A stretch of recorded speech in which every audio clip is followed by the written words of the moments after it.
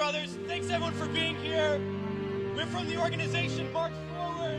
We're here to say to all those serving in the Army and the Marines and the Air Force and the Navy that you have the absolute right to refuse to take part in these criminal wars, and that's a right that all of you should exercise. You have no reason to go put your life on the line and kill and die for profit.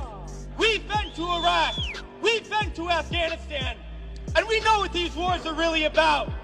And we joined the military for many reasons.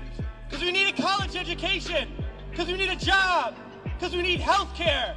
And then we joined the military, and they tell us that our enemies are poor people in caves in Afghanistan, or poor people in the deserts of Iraq. But we've been to those countries, and we know that our enemies are not other poor people abroad. Our enemies are the people that laid us off from our jobs, that denied us health care, that make it impossible to get an education. Our enemies are not in the poorest countries on the planet, but right here in the richest one. The occupations of Iraq and Afghanistan alone are costing over $700 million every single day.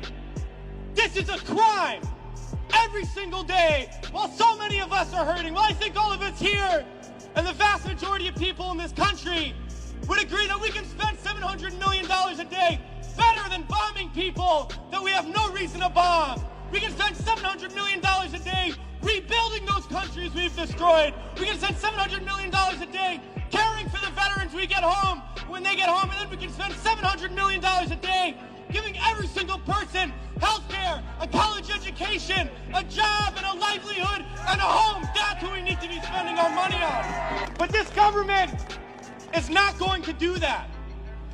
They're not going to use the money in that way. They're not going to end the wars. And they're not going to do it because it's not our government. It's their government. It's the government of the rich. It's the government of Wall Street, of the oil giants, of the defense contractors. It's their government, and the only language that they understand is shutting down business as usual. And that's what we're doing here today, and we're going to continue to do until these wars are over. It's crystal clear now that these wars are going to continue and expand and go into other countries. That is the trend. That is what we know, that there is perpetual war, and it's only going to stop if the people stand up and stop it. And that's what we're going to do, sisters and brothers. A lot of people ask me, what do we do? Because we all know things are bad. We all see the atrocities on TV. We read about it. We experience it. People always ask, what do I do?